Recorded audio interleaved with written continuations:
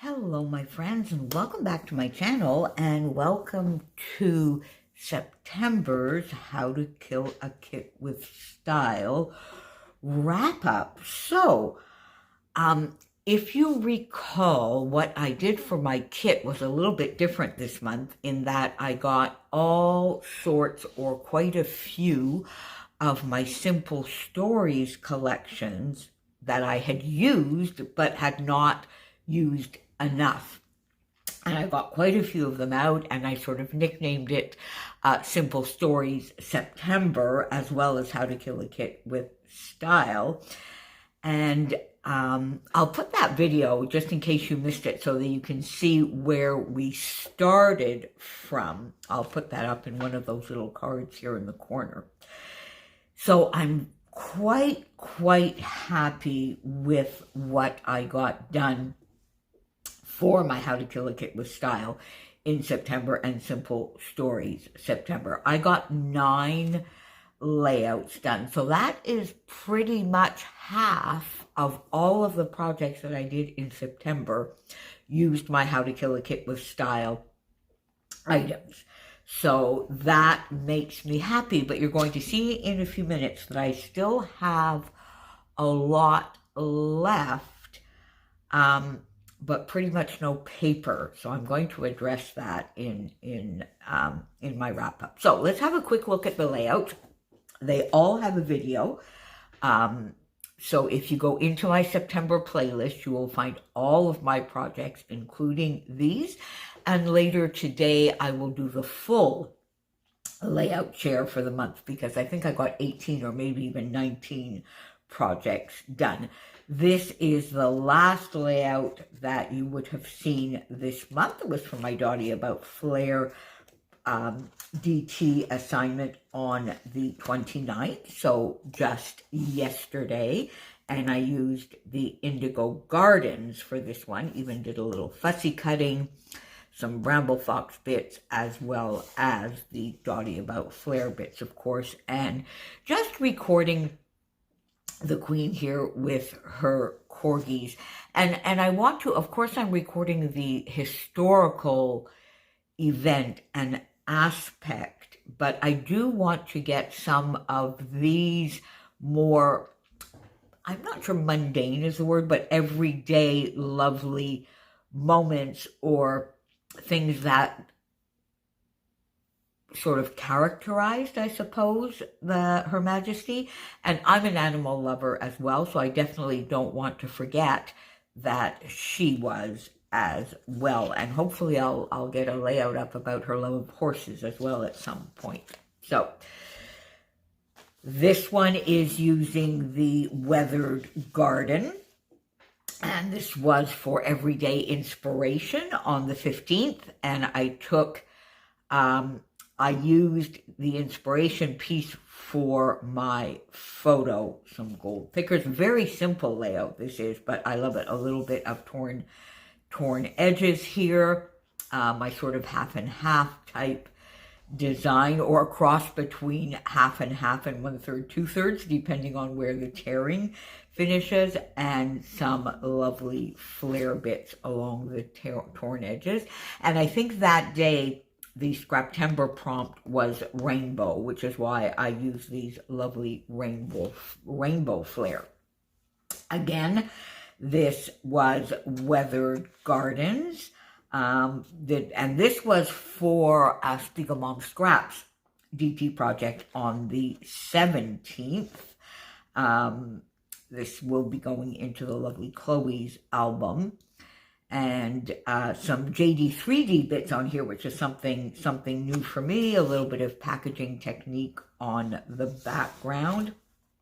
A couple of stickers.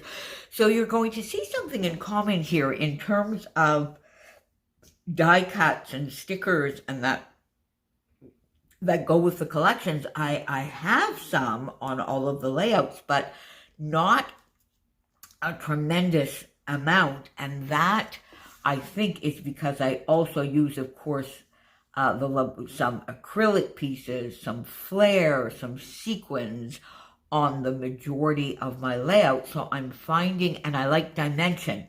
So I'm finding I'm using less and less of the die cuts, and I think I need to keep that in mind in all of my future buying. Love this one. This was day 22 of Scraptember, and the lovely exclusive sketch by Jess from the Scrappy Sisters. Used Indigo Garden here as well. Got a few die cuts and stickers and chipboard pieces on this one. So I did a little bit better using the embellishments from the collections on this particular layout. But I also got, of course, my flare pieces and Bramble Fox pieces as well.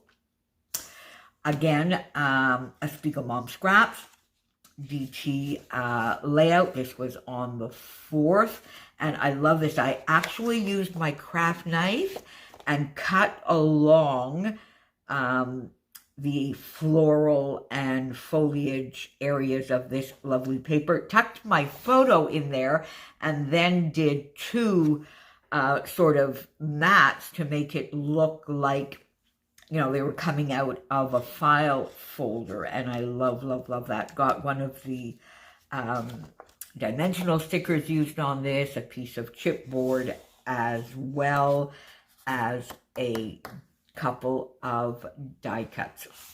And I used Plum Royals and the English Garden sequin mixes on this one.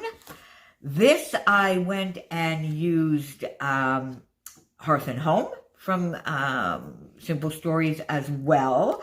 This piece here is a scrap that I had from the Vicky Boutin collection, but I added it here because it worked perfectly. A little bit of packaging technique on the background. I used some of these lovely foam stickers, so I'm really thrilled that I got that on there. Some puffy stickers, some of the flat back brad. So I did not so bad on this one as well. Popped a little camera flare there and matted the whole layout in black. Toddler Diego at his baptism. Is he not so cute? He's 3, people. He's 3 now. How crazy fast is that going? And I used a frame. That made me really, really happy. Love, love, love this layout. This kicked the month off.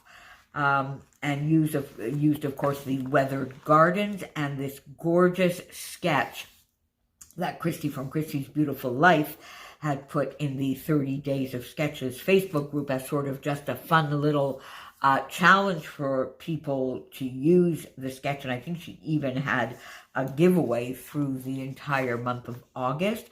I used it on September 1st to kick off Scraptember, with the first prompt being stitching. And I love, love, love this layout. My boy Elvis, of course, well, Helen's boy Elvis as well. Some chipboard, and I popped this up on the flare, which I'm quite proud of. A little bit of twining here, and this gorgeous Bramble Fox large title piece. I love this one. This is one of my favorites of the month for sure. And then this one, which might be the favorite in terms of, I think, challenging me and of the idea that I had in my head and being able to translate it into the layout, and the layout coming out the way I really wanted it to. This we combined with a Sketch Sunday because it is the exclusive sketch by Christy from Christy's Beautiful Life for Scraptember. And I love, love, love this one. Some chipboard pieces, stickers, flat back brads, the papers, and this, of course, you will recognize I used Indigo Garden for this one. And then this was also a Sketch Sunday, and this was a sketch chosen by the lovely Nicole, because we love to scrap here on YouTube. This will go into my travel album, and this is in Riga, so the Latvia album, the Opera House. You got a sticker used here, some of the foam stickers as well. Popped a couple of tickets there, chipboard, this lovely Bramble Fox suitcase, So, and I did a little bit of mixed media on the background through a stencil using the Paige Evans Star stencil with some Nouveau Glacier paste. So there you go. So you can see I'm quite proud of what I got done, because I pulled a lot of goodies this month in the Simple Stories collections that I had, trying to get them used up. And you're going to see that basically I pretty much have no paper left. So in this bag, I had sort of put together Sunkissed. I had one piece of paper left from Sunkissed, Family, and Let's Go. So I still have this lovely tag paper from Safe Travels, and I have this bit of tag paper left from Family Fun. But really, other than that, you can see just a little scrap, which again, I could use the cut apart or this piece. So I think I'm going to cut these tags apart, put them into my tag bowl on my desk, and try and keep working through them. Now, I have chipboard left. I have puffy stickers left. I have the foam left as well. I have quite a bit in the embellishments, and I had put in here, for some reason, I had put the Cocoa Vanilla Sunkissed ephemera pack in there. I'm going to put that back where it belongs, and I might be doing a little bit of a focus on some of the older Cocoa Vanilla collections that I have left. I did amazing on the No Limits collection a couple of months ago, but I do have a fair amount of some other little bits and pieces as well that I could use. So I have stickers left, both here from Family Fun, as well as Safe Travels, and chipboard from Safe Travels. But in terms of paper, out of those three collections, this is all I have left. So you can see that basically, I think when I buy a collection, I need to look a little bit more closely at what I get in terms of embellishments. I don't need for every collection, I don't need everything. Now, I do love puffy stickers, I love chipboard, so I think I might want to concentrate on those. Now, the sticker sheet usually comes with a collection pack, so there you go. That's, obvious. We will get that. But then I think things that I should maybe look at, like if I love the chipboard, then maybe I won't get the foam. If I really, really love the foam, then I could probably leave the chipboard aside, just getting one of the two. I do love the smaller, sort of the flat back brads that go with it. On the other hand, I have a lot of flair in my stash, so I think I need to look at that and see and judiciously choose those that I get, because there's a little bit of chipboard on there as well.